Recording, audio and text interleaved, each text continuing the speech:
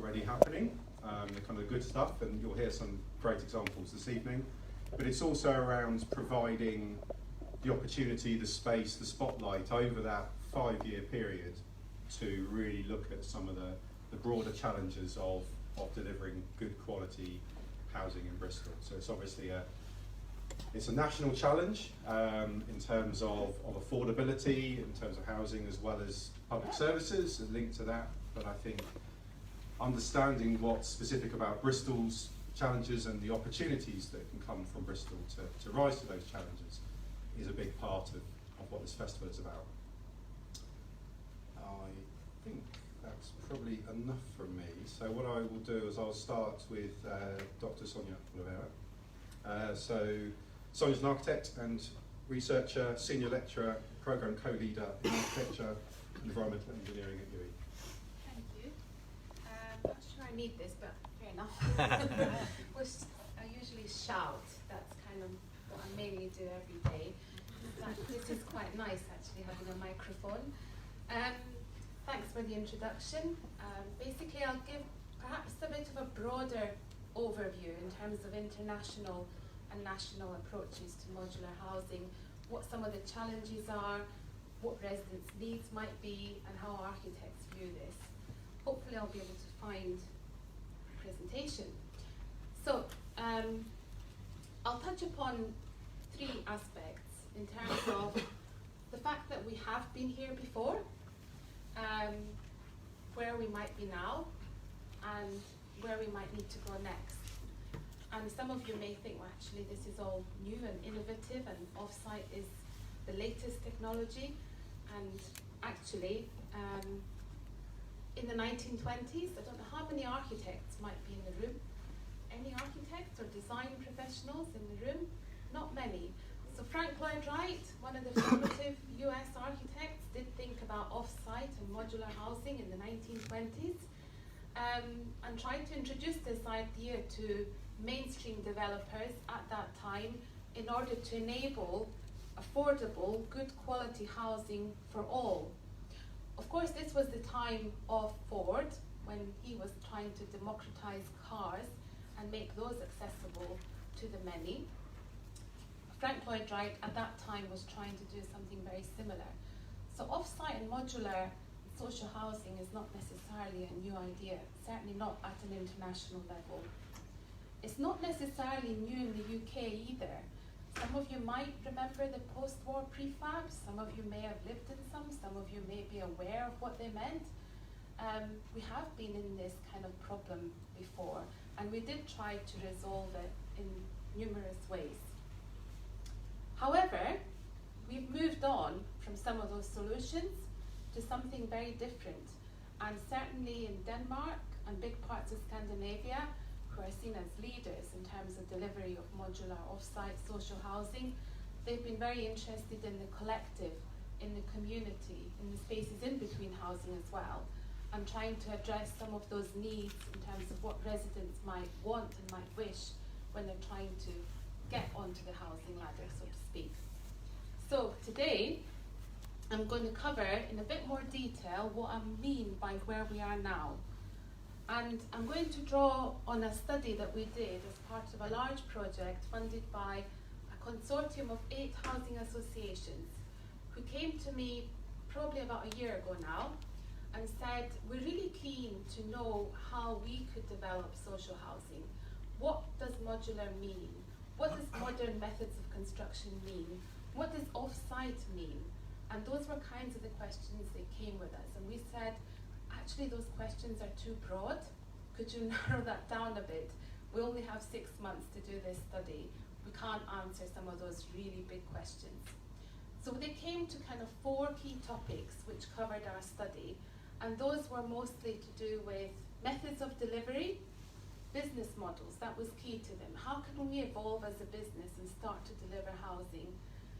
What they called customer, and then we called resident needs. They were really interested to see how architects in particular designed for residents. What was key to them in terms of addressing those needs?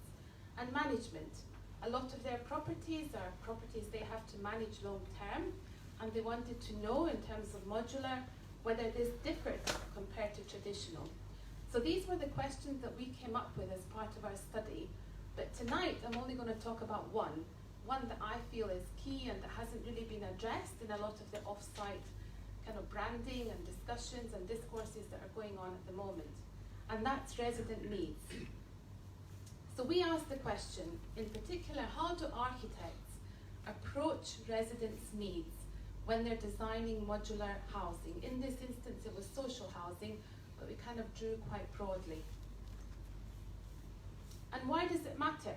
Well, lots of us know why it matters, and possibly today, and lots of talks that are coming, and part of the Housing Festival, certainly in Bristol, one of the cities with the highest rise of homelessness in the UK, housing and affordability are kind of critical issues. So I think most of us in this audience are probably aware of why this matters. I might not need to cover that in huge amounts of detail. It also matters in terms of carbon emissions. If we have a look at the purple, 26% of carbon emissions comes from housing. In terms of the UK, that's a huge number. So a lot of what we're talking about in terms of modular is not just about delivering housing, meeting needs, affordability, it's also about addressing some of the carbon emissions and the climate change agenda. And it's about this. It's about quality of life. It's about quality of living. It's about collective community spirit and addressing some of those spaces both inside and outside of homes. A lot of that tends to get forgotten when people talk about offsite, which is mainly about factories, manufacture, delivery, modules, volumes. We forget about the collective, the community, and the spaces both inside and outside of homes. So, we looked at the literature quite broadly. We looked internationally and nationally. We looked at academic literature as well as what we call industry kind of reports and organizational literature. And we couldn't find anything. We found very little studies that actually talk about residents' experiences of living in modular housing. A lot of this has been built over long periods of time, and certainly the last 5 years. We know nothing of actually what people experience. Is it any different to traditionally built homes? Do they experience any different ways of living? Nothing has been published in terms of any type of post-occupancy evaluation that is accessible. A lot of it is being done, I know from talking to architects and other designers, but they're not making it accessible to us, members of the public or anyone else. So we knew that very little had been published, and we wanted to find out a bit more why architects were possibly carrying out some of this evaluation and not sharing it, or others, developers and others were constructing these homes. So we were keen to speak to experts, and we interviewed 4 firms, 4 studios of architects that varied in size from 19 to 300 odd employees, all with over 20 years experience of delivering modular housing in the UK. We were keen to speak to experts because we wanted to know of their experience of delivering this particular type of product. So, we spoke to senior members of teams within those firms, primarily partners, directors, senior associates, so people who had over 10 years experience of delivering modular housing, rather than perhaps more of the junior team who may not have had that exposure or experience and couldn't reflect upon it. That was key to us. And what did we find? I won't go into a lot of detail in terms of the methods or how we undertook the analysis, but I can certainly explain that in any of the questions you might have. And I don't mind if you interrupt me if you have particular questions right away. So we found 3 key themes. When we asked architects, how do you design for residents in terms of social housing, in terms of modular housing? What is key to you? What kind of influences your design? They mostly talked about residents' needs as obstacles.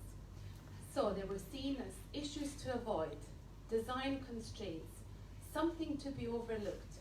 Some of you might be surprised. Some of those who are architects might disagree. This is what's come through our data. A lot of them, certainly working for housing associations, said that a lot of those needs are predefined.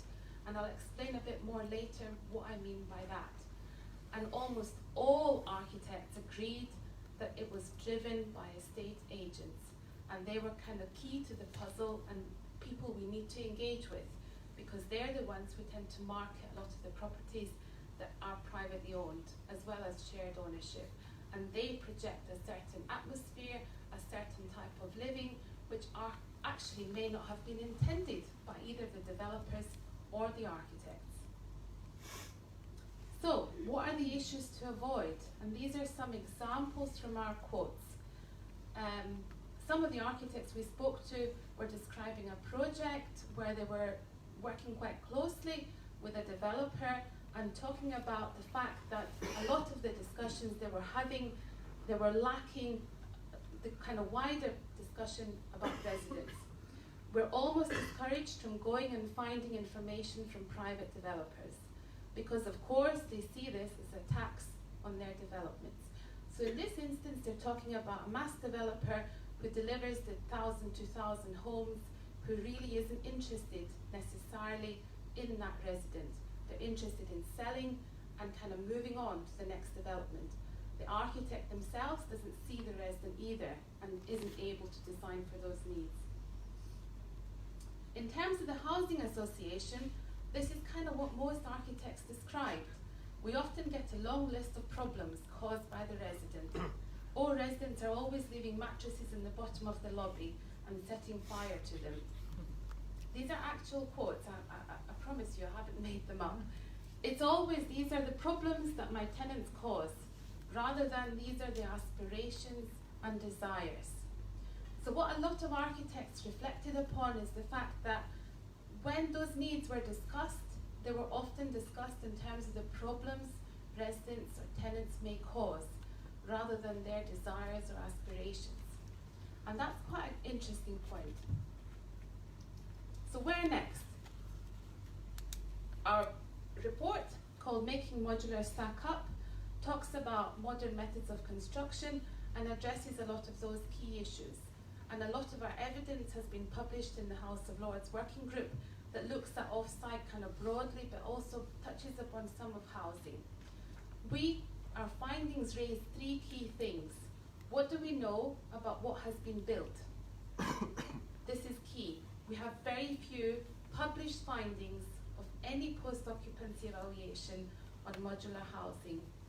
Despite the fact that government is going to favour off-site construction from 2019, we're not asking for any post-occupancy evaluation of modular housing to be published. And we need a lot more research on those bits in between houses, the collective spaces, the community spaces, the bits that actually matter to people, as well as the spaces within. So a lot of what I've just described is a kind of broader picture on an international and national scale. The next speakers will mostly talk about what matters to a lot of those who live in Bristol. I'm assuming this is mostly a Bristol audience, and talk about some local examples of how some of these issues may be picked up. I don't know if we're doing questions at the end, or I'm quite happy to take some now. We've got time for one or two, if that's helpful. But if people were still, I think it'd be good to get a discussion after all three, but if anyone's got anything kind of burning now, I see one. You're able to shout, I've got another microphone if you want. Tim South or Bristol City Council. I'm just interested which housing associations you approached. Are you able to share that? Yes, they're happy to. They approached us, but it was led by the Flagship Group, who are based in Norwich, and there were 7 others that were not so willing to share their name. But Flagship Group are the ones who approached us and led this research study, and they're very happy to share. Are there any from the west of England area? No, this was mostly east, northeast. Though we're very keen to speak to those locally, but they were really approached us. Thank you. Is your research online?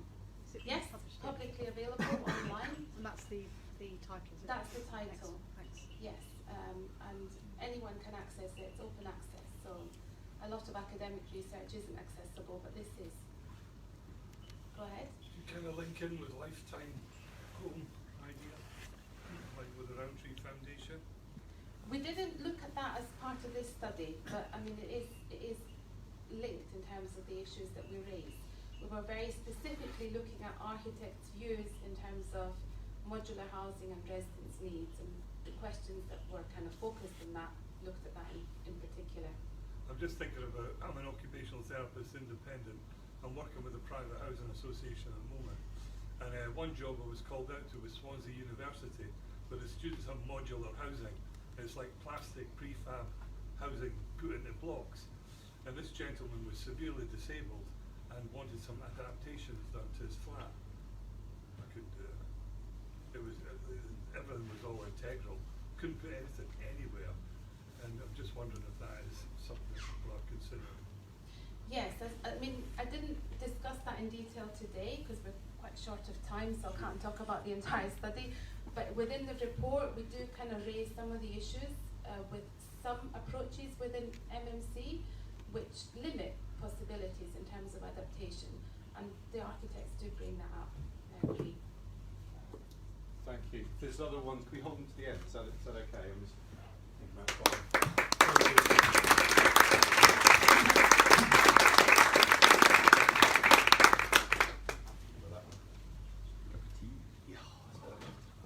Brilliant. Right. So next, Jackson Moulding. I think Jackson coming up. So Jackson, I've described you as a hands-on self-builder and community housing leader. Does that sound? Sounds great. Sounds good. However you fancy. Jackson's director at Ecomotive and director at the Ashley Trail Action Group. And I think if you push Is this on? down, Oh, it should just go over. so do you want? Brilliant, thank you.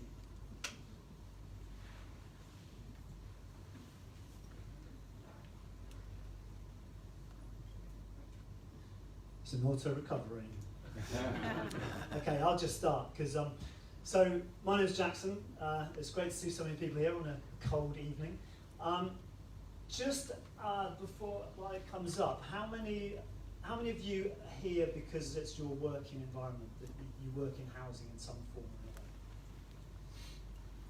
another? Okay, that's great. And how many of you are here because you actually want to find a housing solution for yourself or a friend of yours or family? Okay, a mix there. Great, thanks. How many of you are here just because you happen to be passing and don't have anything else to do? No, okay. Oh, well, okay. That's all right. Okay. Great. Okay, so my bag is community-led housing, but there is an element of off-site manufacturing which we'll come to close to the end. But the reason why you're in the room and come here probably on the interest of off-site, I'm going to bring to you the reasons why I believe community-involved housing is crucial to why of how we deliver housing into the future. So my background is I was lucky enough to be in the right place at the right time, and I ended up helping set up a community housing project of 40 homes in Bristol, and I ended up building my own place there at the same time. And the benefits that I saw to both to myself, but also to all the other people that were involved in the project, both the people that came and lived in the site, but also people who ended up sort of helping on the scheme and going off and doing other things, was just incredible. And now we are 18 years down the line from that time. So I've been living in my own place for 15 years, which sometimes I have to stop and go, wow, this has been such an incredible, fortunate position for me. And from that, I really felt that we need to find a route to enable more of these projects to happen. Every time I'm on the train, or in the car, or going past these new developments, I'm like, why do we keep doing housing like that? Why can't we bring people back into the fold? And so in 2008, we set up the National Self-Build Association. Some of you might know of it, and it's now called the National Custom Self-Build Association, because the term custom build got introduced in that time. And the custom build is the bridge between the self-build sector and the developer sector. Is how do we find some middle ground there? And I think that we are looking at how could we find this bridge between off-site and community-involved housing, and is there some bridge there? And then we also set up in 2011 the Bristol Community Land Trust to start delivering schemes in Bristol, affordable housing schemes that involve the community. So that's kind of my background. But what I'd like to actually, there's one picture of here. That's me building my house, and it just shows that I know which end of the hammer to hold. So that's a good initiation sort of test, and getting some self-builders involved. So the housing market, in my mind, is broken. we've got house prices that are just not accessible to people. In Bristol, we are now around 47% of our income is being spent on rental. And that's on average. In Bath, in North East Somerset, it's worse. In South Gloss, it's not as bad as Bristol or Bath. But we should be looking at around 25 to 30% of our income being used on housing. And if it's above that, then we're not going to end up with a stable society. Obviously, we've got climate change and the issues around climate change. I don't need to go too much about that, but there are two elements of this. One is we ideally start building to reduce our impact on changing climate, but secondly that we start building so we can respond to the climate that will be changing. And then lastly, the connection. So we're finding ways of having housing projects that join people together. So this is a project, we've just bought a farm just off the M32 in community ownership, 3.5 acres, and we're going to be starting to look at how to deliver that through community involvement. So those are three key things that I really believe are important. So I'm going to whiz through a number of schemes, not just UK, and these aren't particularly off-site, but they are community-involved housing projects. And the reason why I want to show you these is to show that there's a vast spread of what community-involved housing can look like. It's not just what maybe you project as, you know, some sort of dishevelled building at the end of a field somewhere. It can take a whole range of guises. And this is a project in Vauban in Freiburg. About 5,000 people live on the site, and it's a fantastic scheme which is involved. It involves the whole sector, from architects and project managers and suppliers. So there's still jobs, there's still work, there's still local economy build-up, but people are involved in the process.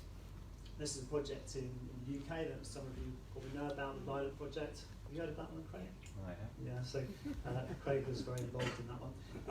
And this is based on using interesting materials, so straw and the mod cell product, but also it's probably even more interesting is that it's based on a financial model that uses the percentage of your income, which then feeds into how much you pay for your space. So if you earn lots, you pay a bit more, and if you earn not so much, you pay. This is a project in Vancouver that I saw last year, which is a cooperative housing project, about 200 homes on the site. A big scheme relative to like a co-op, but it doesn't have to be these small sort of setups of terrace housing. This is a big community involved housing scheme. This one is slightly different. You may or may not like this one. It's quite light up there. Can you see that quite clearly? So that's quite. It looks a bit dishevelled. That is a project, a housing scheme in Washington State, where there's a guy that builds lots of things from the trees around. And this is a project in Seattle, which is a co-housing scheme. It's a quite expensive scheme. I think it was about $5 million to build 9 units. So it was mainly that was like land price as much as the build cost. And so there was but it's what they've done as a co-housing scheme is they've got the other tangible benefits you get from a shared living space. And then this is a community land trust on Lopez Island, which is a scheme of probably about 30 homes where people came in and they helped do some self-build, and their sweat equity was came in to reduce the overall price of their home, and then the land is retained by the CLT. And then finally, this little collection of slides is the housing project in Fish Ponds. I'm not sure how many of you have seen this. It's a scheme of 12 homes delivered by the Bristol CLT. 6 of the homes are new build and 6 are in a renovated old school building. And this was done as self-finish, so all the residents were involved in fitting their kitchens, their flooring, decorating and tiling. And that process really brought people together. They got to know each other, and they got to, it doesn't mean they get to like each other, but they did get to know each other. And they also have, as Sonia was saying, they've got a really interesting outside space that they are all involved in looking after. And again, it looks a little bit dishevelled, but it's their space. It's not manicured by some management firm that doesn't want apples to fall off because they look soggy on the floor, but they're looking after their own space.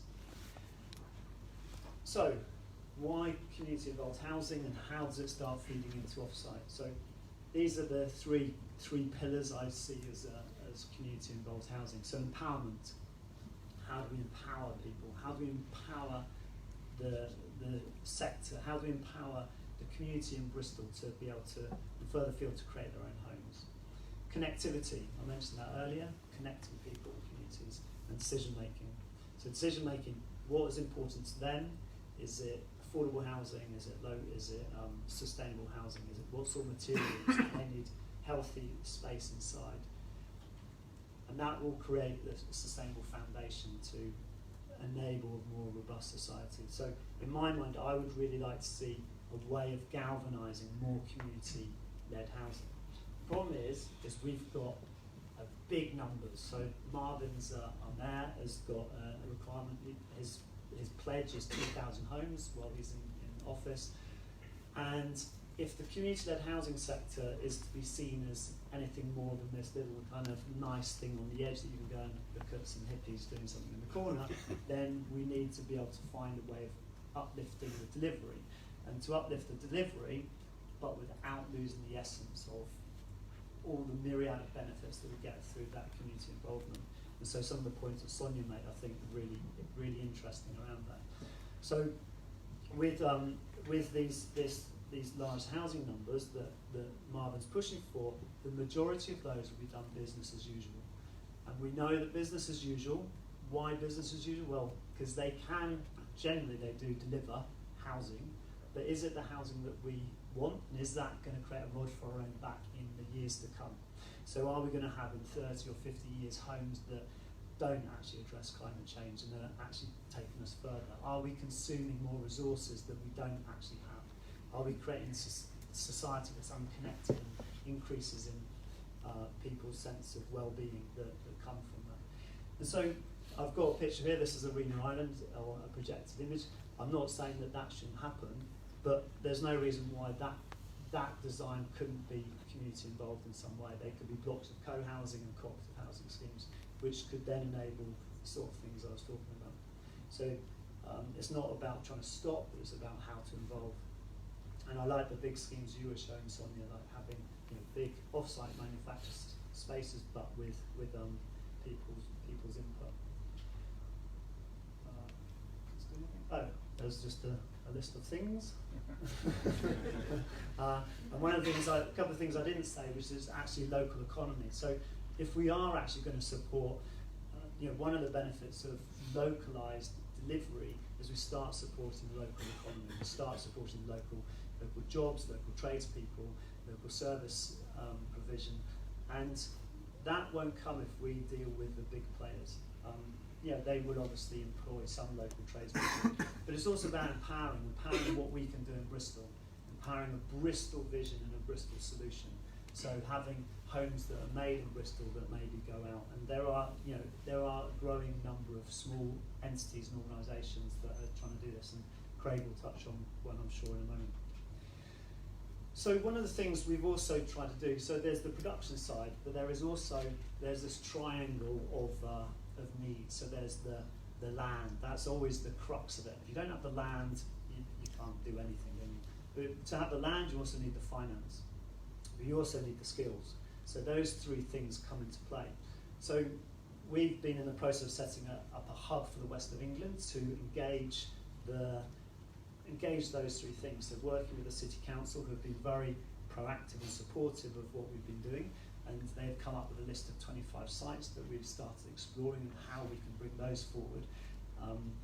There's still small sites, so any local authority officers or members in the audience can maybe explore how we can maybe get some bigger sites. But it is a start, and it's a start in the right direction that we haven't had before, and this is incredible. Now, there's also, the local authority is also working with a number of anchor organisations, bringing some bigger sites forward, so that's great, like in Southmead and Lawrence Weston. And we're also working with BBRC, which is a financial entity looking at trying to bring the finance forward for these projects. So the land, finance, and then the skills will come through training that a hub can provide, connecting with enablers, connecting with architects, connecting with those that have been involved in community housing projects. So if that is something, if that's your bag, then come and get in touch and sort of put your name down on the list, because we want to be able to galvanise the delivery as fast as possible for everyone that starts stepping up to be involved.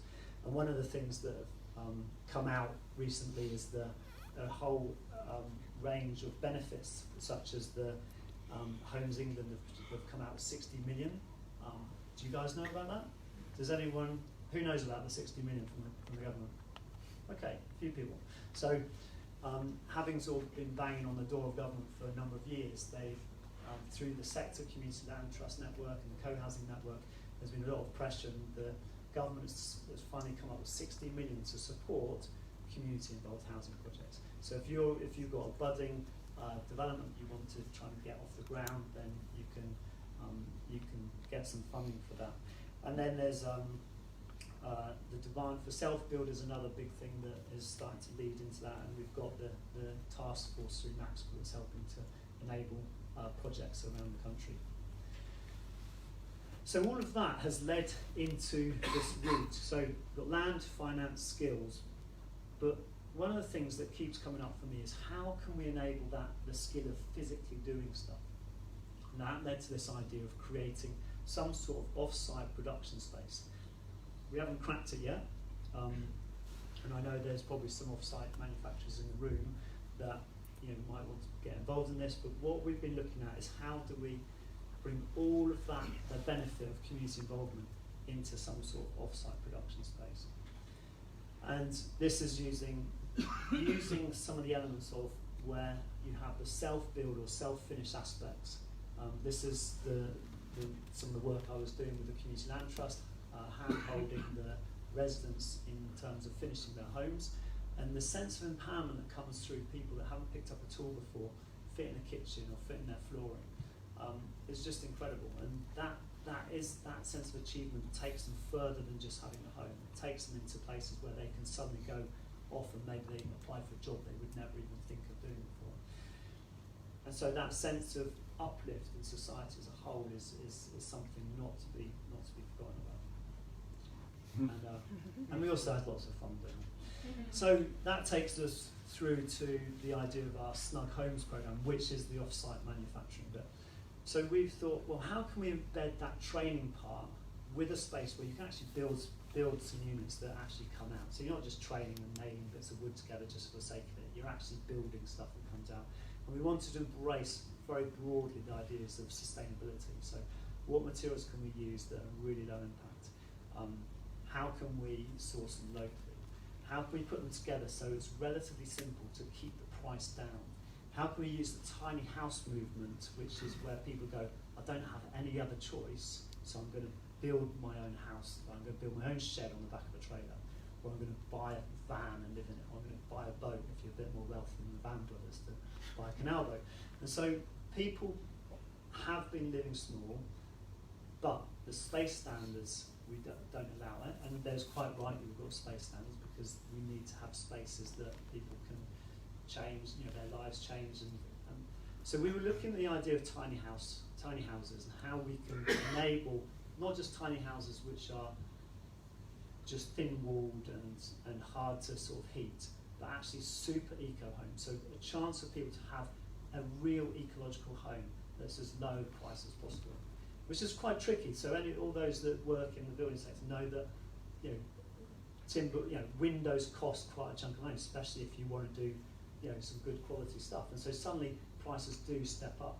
So our concept, we ended up winning the self-build on a shoestring competition through Grand Designs, which was a fantastic achievement. We're up against 60 or 70 other entries. And I think we won because of the overall concept of marrying up self-build with off-site and the process of the ecological process of build. Interestingly though, we do have a planning application for our first home that we haven't built yet. It's not approved yet, but Bristol doesn't allow one bed, one person homes. So even though the space standards for a one bed person home nationally is 37 square metres, this home is 44 square metres, but the planning officer's turning it down because it's too small. And so this is a super eco house. We're trying to do it through self-build and self-finish. We're trying to empower community and have a training space, but we can't do it. And we are an innovative city, aren't we? Or are we? So this is a really interesting process we go through. And how we unlock that is part of the conversation that both the Bristol Housing Festival, I think, is trying to raise. And I think that we are getting there. We've got really good support from the council at the moment. But it's just the bureaucracy that the planners necessarily aren't opposing it themselves. It's just they've got their policy they've got to follow. So that's so keep your eyes peeled. Hopefully we'll get something happening at some point around Offsite. And if you're interested in any form of community involved housing, then you can come and chat to me or get involved. So thank you.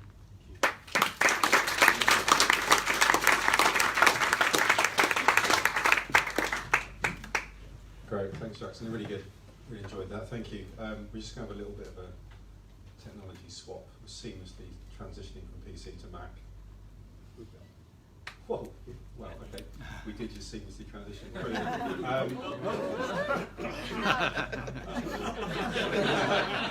It was there, right? Oh, it's back. Something loose? Just Okay. So our final speaker, Craig White. Again, I've taken the liberty of just writing something about you, if that's all right, Craig. So, yes. Architect, lecturer, serial entrepreneur. You happy with that? Yeah. Founder of White Design, co-founder of We Can Make. Over to you. Right. And I have to thank Jackson for putting that slide in, because I was sitting there thinking, oh, I haven't put the slide of lilac in. So, thank you, Jackson. And so, a couple of things. If we're going to meet housing demand, we have to double supply. Okay. So the business as usual model is quite happy that supply is not met by demand, or demand not met by supply, because margins remain high. So there is a disincentive to actually scale production. Then the other part of that is when government went to the big 8 house builders in the queue and said, come on guys, double up, there's a lot of money to be made. They were saying, well, we're not really inclined to do that. And also we borrow money from the banks that were bailed out, and banks now are stress tested on their property loan books. So even if all 8 of the big house builders wanted to supply, they couldn't borrow the money to do it. At which point the government started to panic, and it's always good seeing politicians panicking, because they start to put things in place. So how many people have heard of the Custom Building Community Right to Build Act of 2015? There are some activists in the room. How many people know about that every local authority in the UK has to create a register of land, which can only be supplied to, I know the Bristol crew will know that, can only be supplied to people called custom builders. Okay, the same hands going up all the time. Might be easy to say, who in the room have never heard of those 2 things?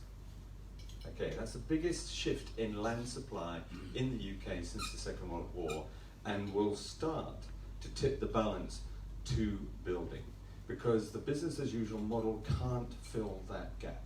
So they're going to have to be new models, and the new models are communities, and there are over 110 co-housing groups in the UK now that are trying to imagine how they would build our homes. That's £1 billion housing market just there. And the ability for us as community to build is nothing new. 60% of the world's population live in homes they either made themselves, their parents made, or their grandparents made. How many people here, apart from the self-builders, are anywhere near being able to claim that? 1. So, this model in the UK is not normal, as far as the rest of the world is concerned. So we've heard about all of this. So housing is the most expensive it's ever been. In Bristol now, a house costs 8.6 times the average income of a Bristolian. In London, it costs 15 times the average income. So I teach student architects to graduate as architects, as assistant architects, and then after 7 years of elite education, they will get a job in London on around about £28,000 a year. That is £2,000 below the official low wage threshold for income in London. So 7 years of elite education and they end up as low-wage earners. So we have a structural problem going on in our country. The system is kind of broken. However, there's some good news. If we look at the rest of the world, if we go to Austria, 84% of all homes in Austria are built by people building them themselves or acting collectively. So 84%. And Austria isn't like, population, a tiny little population, that's 70 million people. So 84% of all homes in Austria are delivered by people. And then Belgium, Italy, Sweden, Norway, Germany, UK. 16% at peak. All I would say, that's the biggest opportunity for you, me, and us to get in on the act and start delivering our own homes. And I'll talk a little bit how we do that. So the We Can Make project asked a number of questions. What if we could deliver housing at point of need in your street? So point of need is quite deliberate. The NHS talked about healthcare at point of need, and we believe housing needs to be delivered at point of need because it starts talking about people and their needs, not property and speculation. We asked the question, what if the community was the developer? So the self-build community doesn't use the word developer very often, but Jackson was a developer of his own home. Lilac were developers of their own home. 20 homes were built by them. So yes, the community can be the developer. We don't need to have suits in Range Rovers and Porsches build our homes for us. We can actually build them ourselves. We then also asked another question, what if the community was the bank? And by bank, we meant financial. So we're not all wealthy, but we do have some money. But you're also talking about other forms of capital, social capital, land capital, time capital. The ability to contribute should be valued and put in place. And of course, we live in the People's Republic of Bristol, where we actually have our own money. I give my son his birthday present and Christmas present is always done in Bristol pounds. He hates it. Because he can't buy PlayStation games at Bristol pounds. But he has. He's discovered places. There's a second-hand place up on the wonderful Gloucester Road. So actually, capital is just simply value transacted. Whether that be land capital, time capital, or financial capital, it's about how we choose to transact. And this is all made up, but it has huge value. So we then said, okay, that's very blurry. So we just said, okay, there are people, they may have money, they certainly have time, and they may have access to land, or we have a big agency in the Bristol called the council. They own land. Well, actually, the council don't own any land. It's actually owned by the state, and the council is a specialist landlord of that land. Who is the state? That's you and me. It's not the government, it's not parliament, the state is us. So we own the land, and we think Bristol City Council being a reasonably good landlord of all that stuff, but they don't own it. Might disappoint some in the room, but you don't own it. We do. So this is Bristol, Knoll West. I think Knoll West appears in there somewhere, so a big place. And Knoll West is 5,000 semi-detached red brick council houses, built as a result of something called the Addison Housing Act of 1919, which celebrates its centenary next year, which is more commonly known as the Homes Fit for Heroes Housing Act, which was a pact made between our government and the people of Britain after fighting a world war, that we should create a civic supply of houses. And all laid out to Garden City plans, and Bristol built 16,000 semi-detached red bricks. This is Knoll West, but if you went to Shirehampton, it looks the same. If you went to Lockleys, if you went to various places, they are the same pattern. And if I could take you to Cardiff, Ely Bridge, the only thing that changes is the accents. I could take you to Manchester, Glasgow, Northamptonshire, any part of the UK, and we built 3 million semi-detached red brick council houses. And at peak, we were building 340,000 houses a year, and our super modern economy can't get anywhere near that. Last year we built about 160,000 houses in the UK. So our state has been able to do it.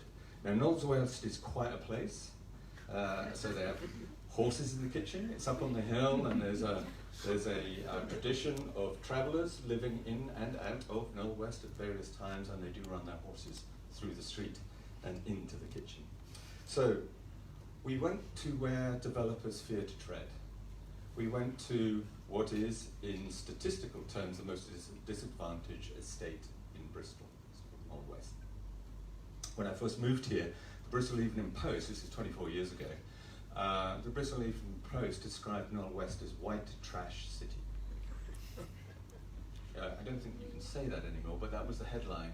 Within 1 week of moving to Bristol, that was how the good journalists of Bristol Evening Post described that. So we went to where nobody would bother us for a year, and we worked under the radar for about a year. And we worked with the community, running 36 public workshops. We knocked on about 400 doors. We leafleted the whole of the estate. We had cups of tea in more people's front room than you can imagine, listening to their stories about their housing need and what they wanted. We worked, this is a collaboration between White Design, that's our practice, and the Knowles West Media Centre. I don't know whether anybody's from Knowles West Media Centre here this evening, but they're an embedded arts organisation that have been there for 24 years. Carolyn won't allow me to say 25. And what we found was that actually there is a huge pent-up energy for people to do their own homes. But when we did a Freedom of Information request and analysed all the planning applications between 2010 and 2014, between Knowles West and Clifton, we found that you were twice as likely to be refused planning permission in Knowles West as you were in Clifton. Now there may be reasons for that, some of which might be postcode bias. I know the development control team are very anxious not to have that message spread around, but it's probably access to professional services, skills, competence, and the ability to employ people like me who know about how the planning system works. We also found that there was a lot of spare capacity. When we mapped the whole of the estate, we were looking for 4 things. That was where's the space, what's the demographics, what's the tenure, and what's the need. And we found that 54% of these 3-bedroom houses were lived in by 1 or 2 people over the age of 55, or overcrowded multi-generational occupations, mum, dad, and grandchildren. And in 4 of the houses, we found 4 generations living in one house. There's space to grow. It's laid out on a garden city plan, which is 25 houses per hectare, which is half of what we would do today. And then know-how. If you go there at 6 o'clock, the whole of Knowles West fills up with white vans. Carpenters, electricians, plumbers, plasterers, a huge capacity to make and build and deliver. So we had know-how, space to grow, spare capacity, and pent up.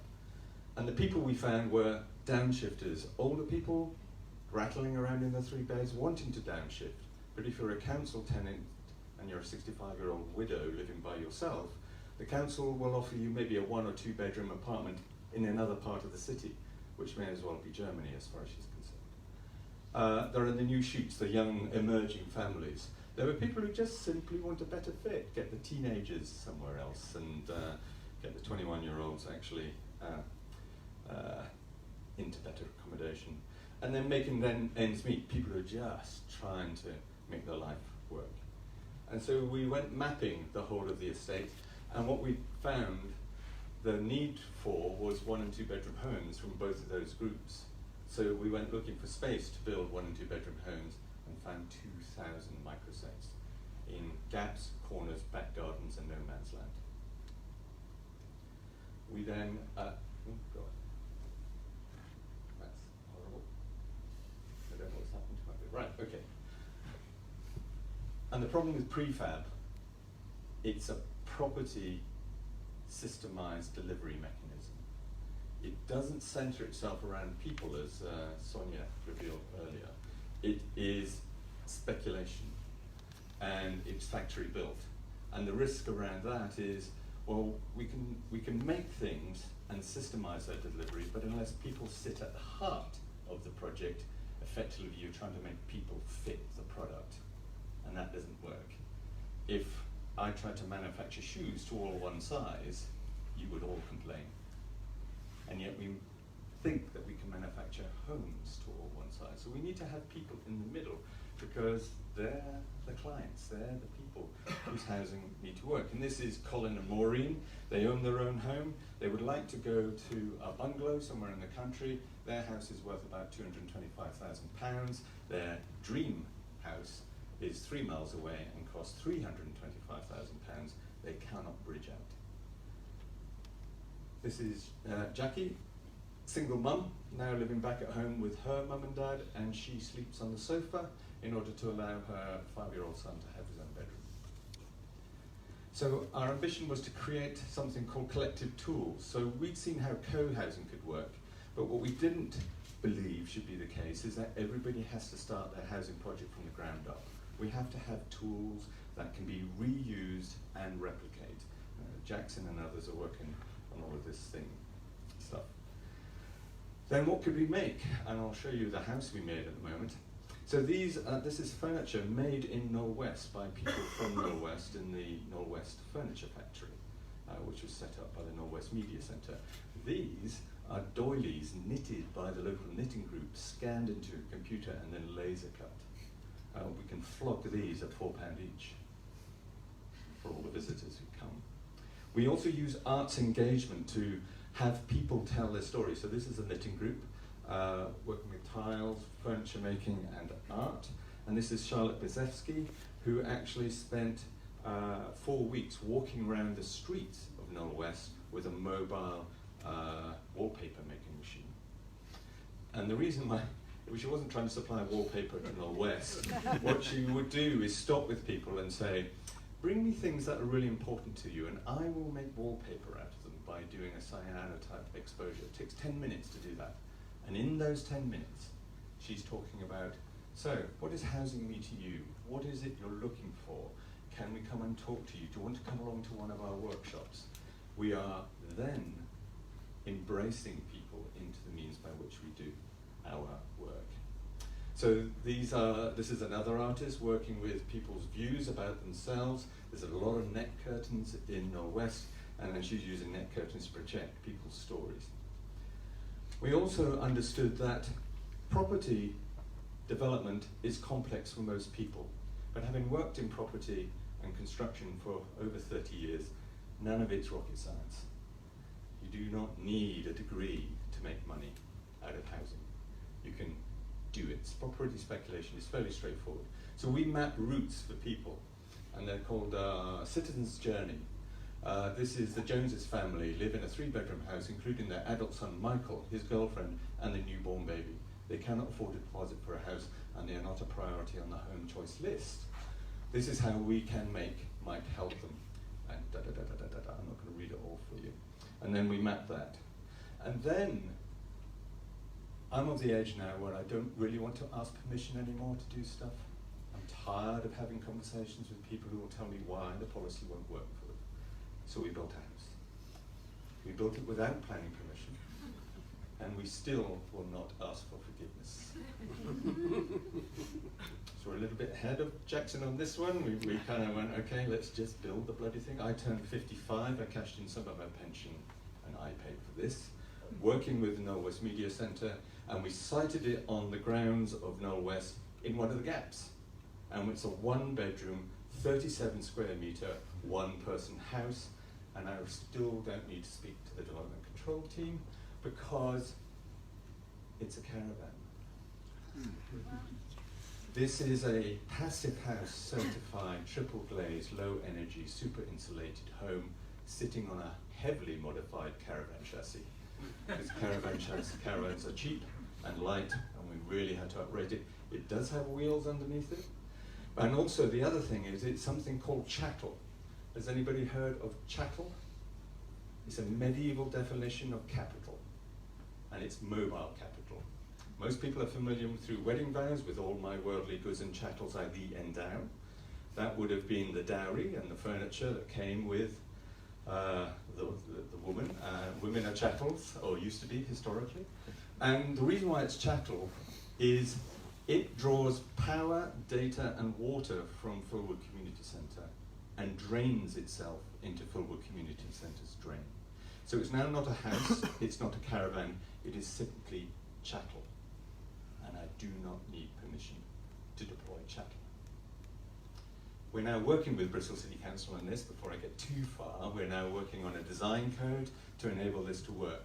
The biggest user of chattel law in the country is the Youth Hostel Association.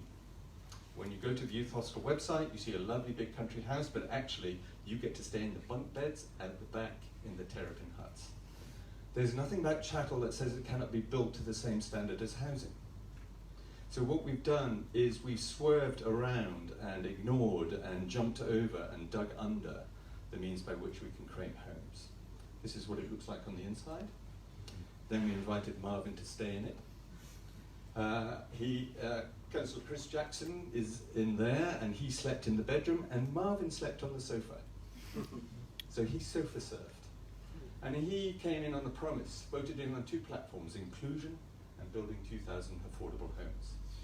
Bristol CC is now in a race to deliver those affordable homes. The next election is just 2 years away. So they're great supporters of us getting stuff deployed. Then European Regional Development Fund. So Brexit does have a little silver lining, not a big one. So European Regional Development funding means all that cash sits in Treasury at the moment, and in Brexit divorce, unless it gets spent, it will get sent back to Brussels. So we put in an application to build a factory in Norwest, and we went to Marvin and said, see this land here that has been vacant for 10 years, and see this thing here, this old cinema, we'd like a meanwhile lease on that for the next 5 years, and we will pop up a factory and build homes in Norwest for people in Norwest. And by the way, our big ask of Marvin, he always says, don't come and whinge, big ask, big offer. So our big ask was, meanwhile list, you pay for that, you order the first 10 houses, and we'll create 25 jobs, and we'll deliver 350 homes. And by the way, we won't pay for the land on which the homes are going, we're going to take leases and put that into a land trust. And we said, that's our ask, and he said yes. So, that's the diagram of the factory, I won't bore you with that. That's what I've already just said. And we're up and running. These are the people of Norwest. We then got funded by Power to Change and the Nationwide Foundation, because the Nationwide Foundation is the only building society, well, the Nationwide is the only building society left standing, because all the banks, all the other guys thought they were banks. And these are people. I feel instantly at home here, so modern and well designed. I can build one in my garden and rent my house out. I'm in control of my future there. That's Evelina. More houses like this would be a godsend for Norwest. It could be help so many people, blah, blah, blah, lots of good stories. And we've had 300 people stay in that home because it's on Airbnb, and locals go free. So 300 people from around the world have come to Norwest as a destination and stayed in that home. We share the rent with the community centre, so the model is working. And then, as I say, locals go free, and we've had 120 families. Where else can we put this stuff? Hamilton House, a big hot potato in the city, is where our offices are. So we propose to put 13 caravans, chattels, on top of the roof, working with the Coexist group. And we're called We Can Make Civic Innovation in Housing. I'll stop talking now.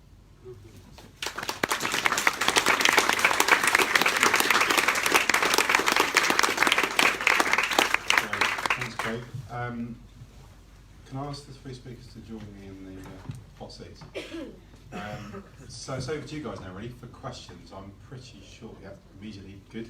I'm pretty sure there's quite a few questions. I'm just going to grab a second mic. Hang on a sec.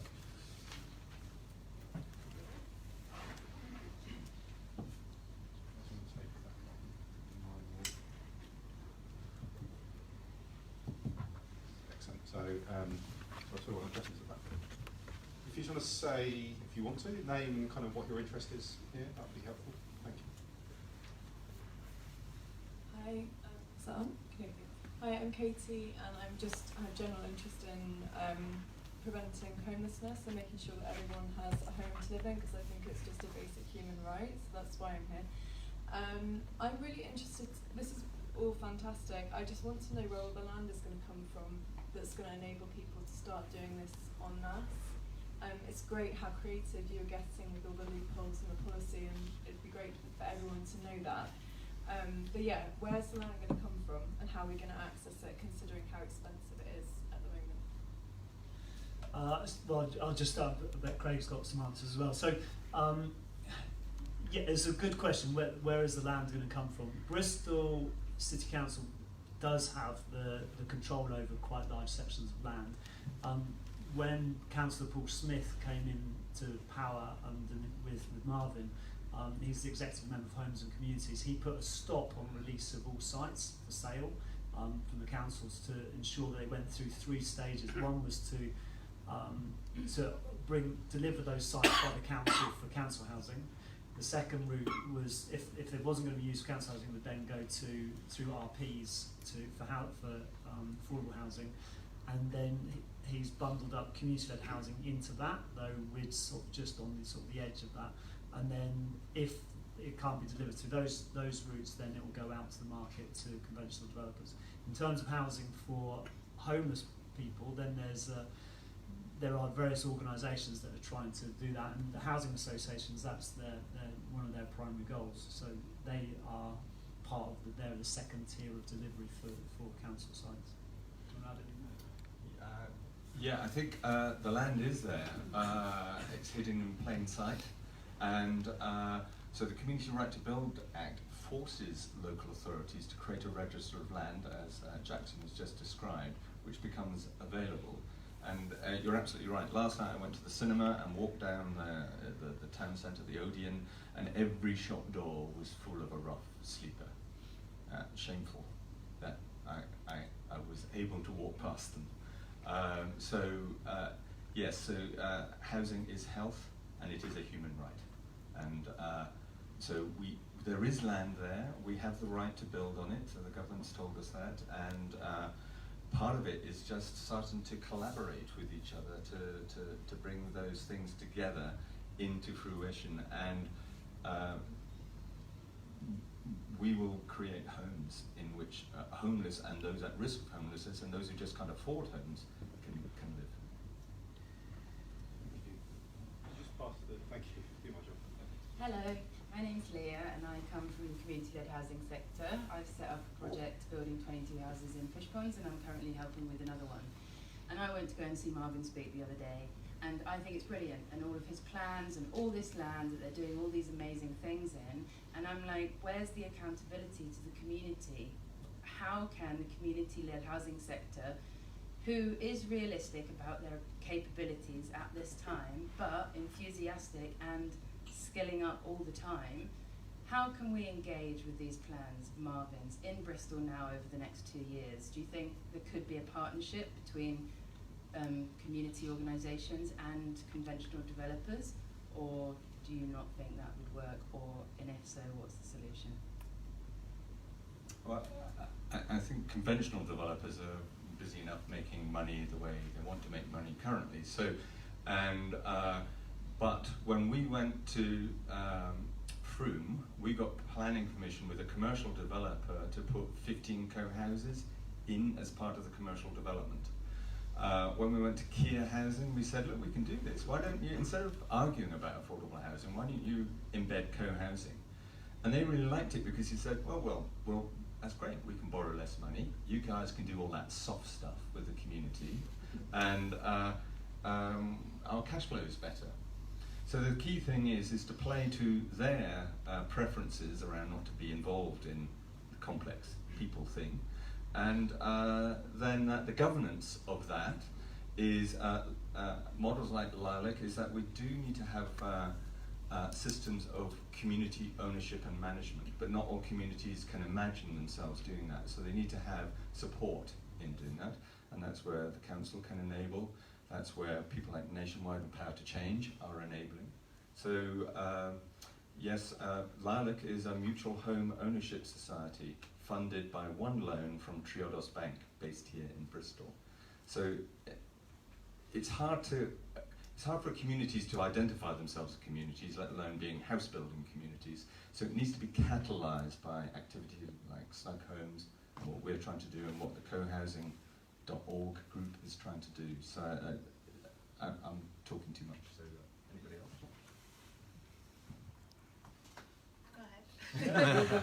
Well, I mean, it's not really my particular area of focus, so I mean, I can't really add a huge amount to what Craig said already that would help. I don't know if you can. Add a little bit. So there's a great question, Leah. Thank you. I think we can be bolder as a city. You know, Bristol is renowned for its creativity and its ability to do amazing things, and I think that needs the City Council to recognise that in the people and the organisations that exist in Bristol. It's not new.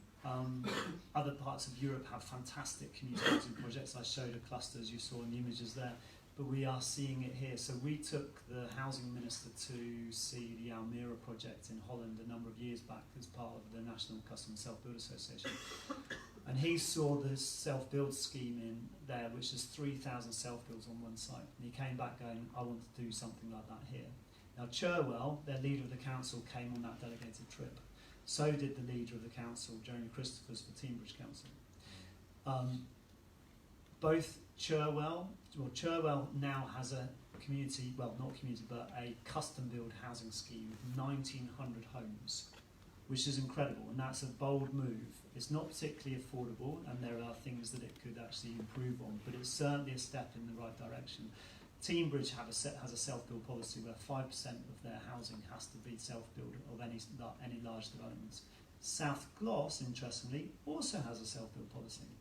Bristol City Council still doesn't have a policy on self-build, even though, as some of you might know, a number of people have been encouraging or trying to encourage the City Council for a number of years. So there is a push through the Community-Led Housing Hub to create a community-led housing policy, and the board that currently exists has put together that policy and submitted to the council for review, and that's been sitting there for about 6 months to look at how that could be maybe adopted by the council. So I think Bristol could certainly kind of go, let's carve a chunk out some of these big sites. Hengrove's got some big sites. There are other big sites around, and rather than passing them off to our preferred sort of lower risk big developer partners that come into the city, let's try and see if maybe Bristol could lead its own projects. The City Council Housing Delivery Team could lead maybe its own housing scheme. Any other questions? So you might at the back, sorry.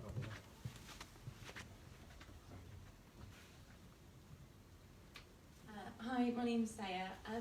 I just have a question relating directly to modular, really, and as far as I understand, modular suppliers only have sort of a 60-year lifespan on their product, and just wondered whether any housing associations or registered providers would see that as a barrier to using modular for shared ownership, whether it would affect their leases, and if so, are there any sort of solutions to this that are out there at the moment?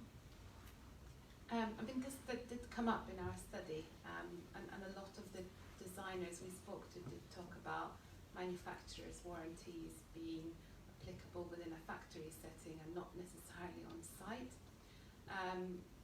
Are there ways to overcome this? Yes. I mean, there are many examples of currently delivered modular housing in Northern Europe, in Denmark and elsewhere, that we can draw quite a lot of interesting findings from. And you know, housing associations we spoke to were very nervous about approaches to modular housing, and when they looked at some of the studies that we've drawn from Australia, Singapore, and North Europe, they kind of discovered that there was a diversity of approach, that it was context specific, that it had to deal with particular residents' needs, and different materials, whether timber or steel.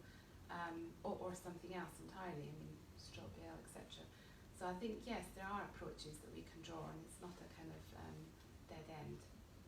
And all houses are built to a 60-year design life if you want to get a mortgage. So so bricks and mortar are built to 60-year design lives. Design life doesn't mean it all falls apart at the end of that design life. It means it has a minimum standard. But you will not get a warranty for 60 years. You'll get a warranty for 10 on any house in the UK built by anyone.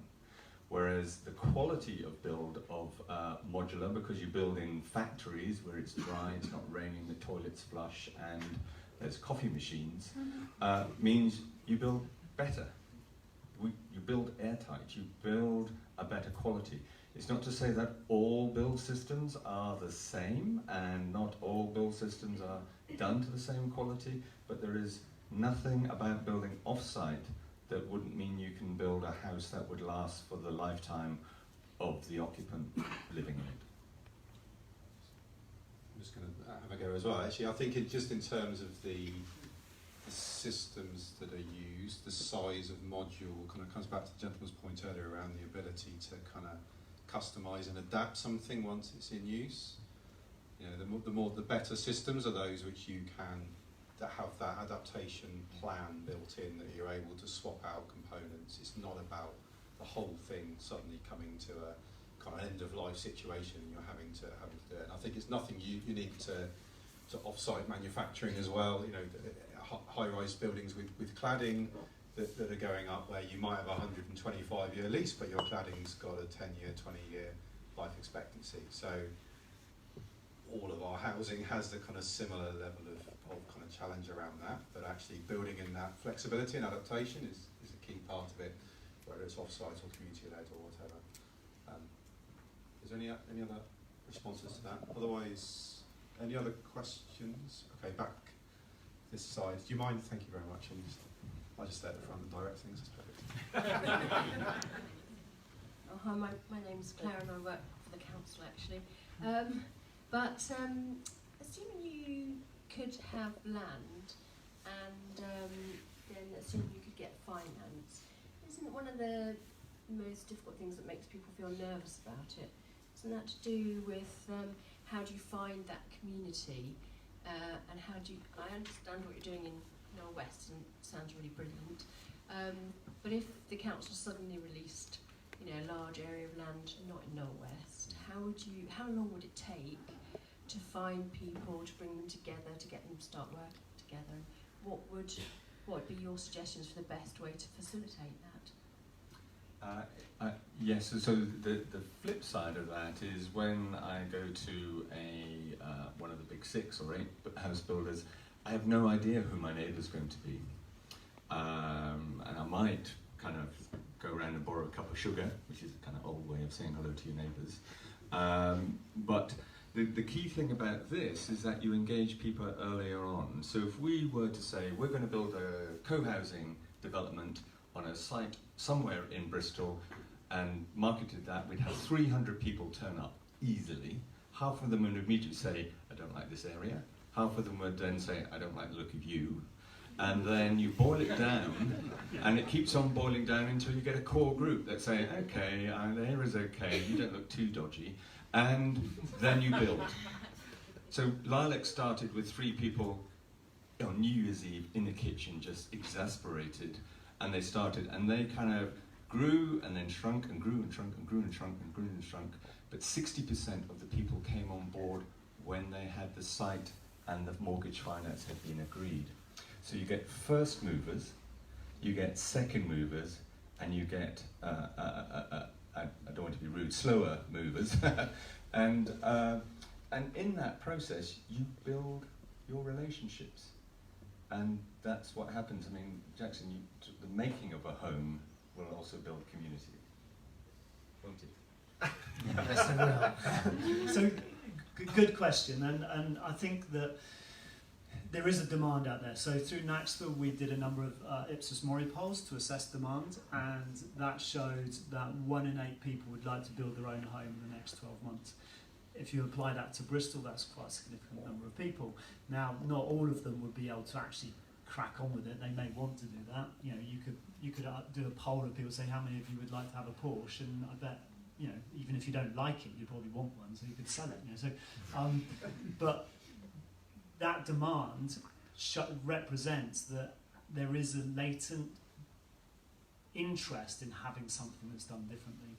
And we actually run a platform called the Local Self-Build Register, which we set up after doing a demand assessment for Olympic Park, on the basis of understanding the interest in self-build and custom build for the new site there. And actually, there's no self-build or custom build on that site, even though they went through that sort of process to see what the demand was. But we now provide an assessment process across the country for local authorities, and it is incredible. Like, every day there are people signing up saying, I want something different. And interestingly, the demand for self-build and custom build used to be the age brackets of 50 to 60-year-olds, people who had, you know, they're sort of entering into retirement age, they've got a bit of money in their back pocket, they could flog off their house they've currently got. But it's shifted now. It's now between 30 and 40-year-olds that just can't find a solution to their housing need, and they're looking at going, what else can I do? How else can I sort out a place for my family? Because I can't afford and I don't want to live in the sort of stuff that's getting built. And interesting even though local authorities legally have to have a demand register for people, and they have to start responding to that demand, and the city council is now proactively looking at that, and there's some great officers working on that, is that there is projects I've seen people have got involved and they haven't been on a register, they haven't been buying self-build magazines, they haven't been doing any of this stuff. They've just come and got involved because the project is there, it's affordable, and they've gone, I like the look of this. And so I don't think, as Craig was saying, I don't think we're going to have a problem if it's priced right and people find there's a solution for it. Can I just quickly add to that? Because I think it's two aspects. One is about developing the community during design and kind of co-designing a product, which in itself is challenging. But one of the issues is about kind of sustaining that community after the development is built. And from the studies that I've done, some of which are local in the southwest, it's the collective spaces that matter in terms of sustaining that community long term. And those are the kind of in-between spaces that people often forget, which may include allotments, which may include indoor spaces, which may include greenhouses, which may include play areas, or something else. These are the spaces that matter to communities. So a really good question in terms of how do you facilitate community engagement. It's not just during design, it's after design as well, and kind of allowing for that to happen, thinking about that social interaction is really key, I think. And then, so we've got used to being groomed to buy houses in a particular way, and you see in Austria, they don't understand why we do it the way we do it, they just think it's crazy. And then once you're into the process, then community starts to form through going through that journey. And then, because you are the future owner of the building, then once you've got your space secured and it's about the right size, you then start being willing to say, let's do less parking. Let's create a common house. Let's create somewhere where we can be a community. And you don't have to hug each other. Some do. It's not hippie shit, this stuff. This is about making our own homes. And you define your community yourself. Nobody marched Lilac, the people in Lilac. Nobody's marched in. And they don't even have washing machines and dryers in their own home. They built a community laundry. For some people, that's Marmite. Not going there, can't stand that. But when people go there and see that the laundry's next to the community kitchen, where the good coffee machine is, next to blah, blah, blah, all sorts of good things start to happen. For example, there are only 3 ladders for 20 houses. There are only 3 drills for 20 houses. 3 is the magic number. 3 lawnmowers for 20 houses. And there are only 0.4 car parking spaces for the whole community. People sold their car to join in, and they car share. Again, that's Marmite for some people, maybe not for you. Just to clarify, there's 0.4 cars for the whole community, so they don't actually have a whole car. Do they? Yes, 0.4 car parking spaces per dwelling, to use planning language, yes. There is a 0.4 of car up on wheels somewhere there, on bricks, sorry. I've just been having a look at some of the Letwin review recommendations that came out a couple of hours ago. One of them is about diversifying the housing market and diversifying sites in terms of, so it's not just national house builders that are building now, but it seems to just focus on sites of over 1,500 houses and trying to get the local authority to force developers to deliver through some diversification on those sites. I'm just wondering, Jackson mentioned about taking the housing minister to Almere. Probably gone through about 8 or 9 housing ministers since then. I'm just wondering, how do we get that government sign-in for the long term to actually diversify the market and allow the house builders to do what they're doing, but to actually encourage other ways of delivering housing so that then the house builders can catch up with it in 10 years' time and realise that they were doing it wrong? I think the reality is diversification is because they have no other choice but to imagine that's the only way to do it. The house builders will not build, if we just multiply that up, the volume guys will not build those houses. They simply won't. We only build a house one at a time. That's all you can ever do. And there's the Homes England is now putting money into very, very large projects and into very, very small ones, the Community Housing Fund. The reality is we are the diversification of the market. We will be the diversification of the market because there isn't anybody else to do it. There isn't a supply. But also it's about the context of sites that are available, and a lot of them that are available are small sites, not always kind of attractive to mass developers to build. So the context is really important, and that tends to be forgotten. So the context will drive that diversification as well. I haven't read the report in the last couple of hours. You're pretty speedy on that. Yeah, I don't think, you know, for 1,500 homes I imagine it's a de-risking exercise, isn't it? It's like, let's get a big developer to take the whole site on.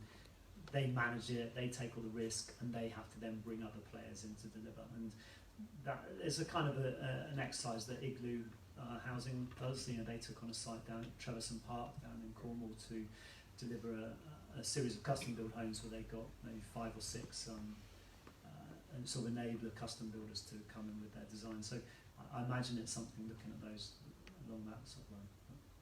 I imagine it's a lot of pressure from the mainstream house builders as well. Every time there's any kind of shift in housing policy proposed, it kind of tends to get bounced around and diluted, I think, just because of the vested interest there. So it's partly around trying to nudge the mainstream into something a bit more diverse, but I think it sounds like there's a kind of just crack on and do something better and different over here, and we'll let those guys come to their own conclusions in time.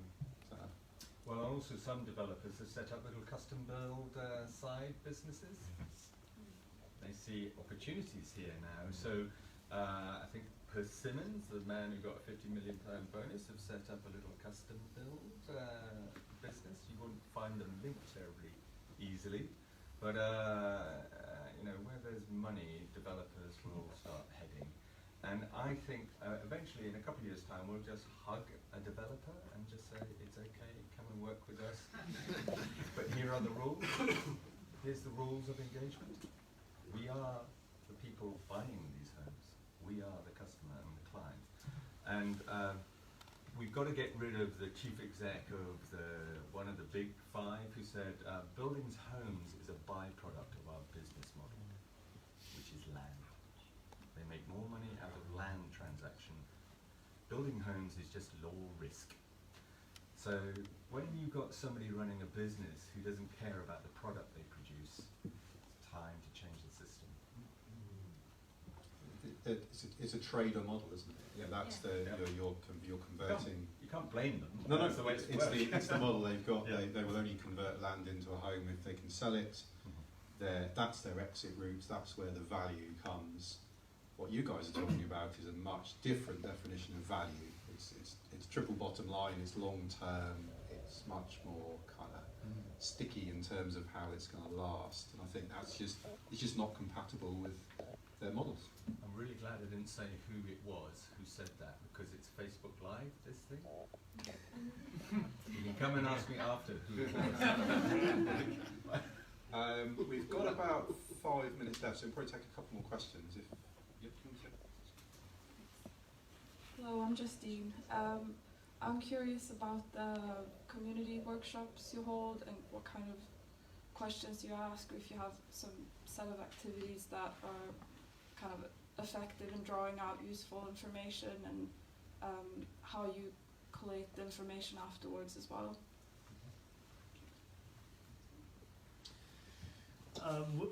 We've been spending most of our time trying to get a sort of change happening. So it's only very recently that when we've taken on this the Bridge Farm project off the M32 in Bristol, that we're now starting to engage at that level around community involvement,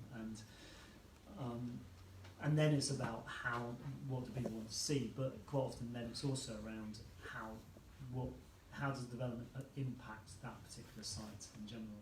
So if there's different levels of consultation or involvement. So there's consultation raised in a particular site, and then there's consultation around how people want to be involved in more broadly around community-led housing. So the hub, the development of community-led housing hub for the west of England, has run a couple of workshops, which is broadly asking people, how can we create more opportunities for community-led housing, and how do we, the questions you're asking now, the sort of questions that we're trying to find, what are the questions that we need to resolve as a hub, and how do we engage the whole sector, and how do we lift this up so it's not just seen as a sort of sideline.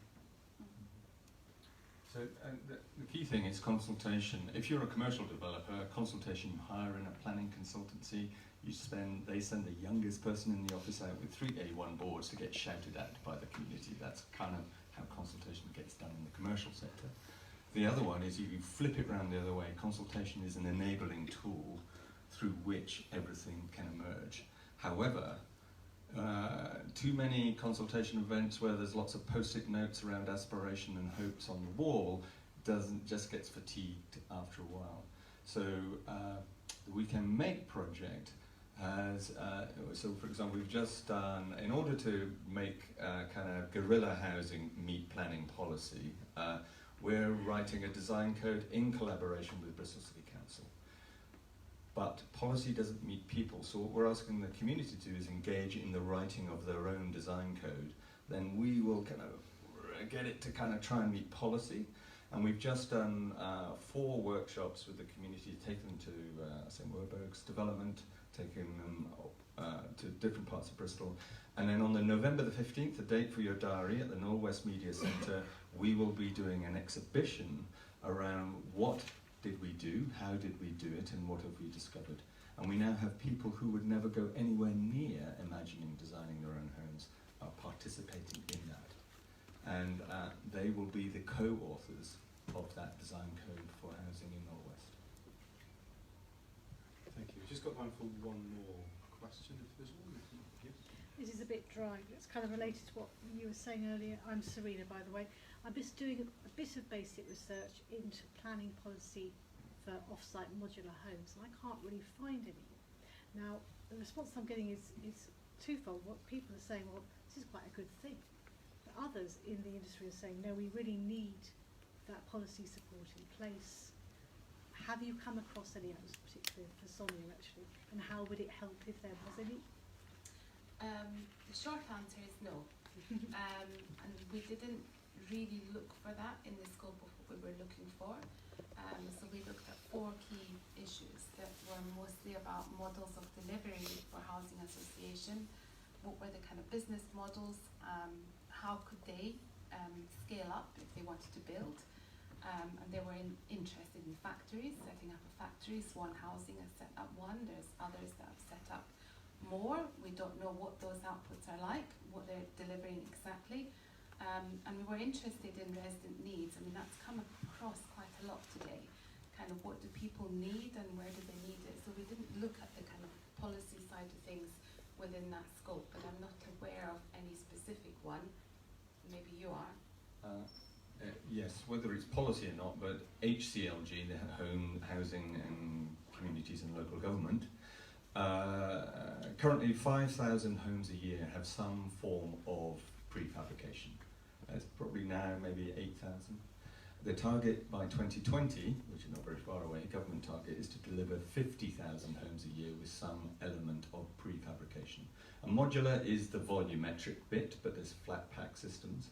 And there's nothing wrong with prefabrication if it's designed to meet needs of people rather than designed to meet the means of production. So we have been prefabricating buildings for centuries. The beam and post Tudor houses are prefab designs. So the target is 50,000. There is some kind of driver in government. So the second largest recruiter of people in government after Brexit is HCLG for housing. There was a staff of 30 2 years ago, they're now 250, specifically trying to work out how we scale the delivery of housing. And the civil servant in charge of that is Jeremy Pocklington. He will have policy information for you. I was really thinking about planning policy. Local authority. Sorry. Yeah, that's okay. I know the GLA has some, Yep. but it's how local authority planning policy can support this stuff, and also try and get it respond to the local vernacular rather than it being identikit type design. I suppose that's the question. I mean, I think it's a good question and something that needs to be examined in a lot more detail. And this is where a lot of the negativity or fear around prefabrication, modular comes about. Is it all going to be standardised? Are there only one approach? However, if we look beyond housing in the commercial sector, even in schools, a lot of them are delivered through prefabrication already. Some could argue they are identical, whether you go to the north, south, east or west. Some have more contextualised responses. And it's about those in-between spaces, in-between buildings, where I think a lot of what could be deemed modular can succeed, in my view. Okay, thank you. Thank you very much. I need to wrap it up there, we're going to run out of time. So I'd just like to ask you to thank our speakers in the traditional way.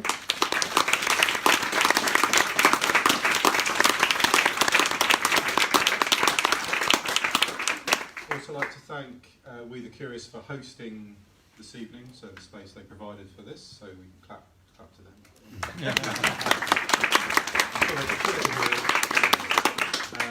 And thank you guys for coming and asking really great questions.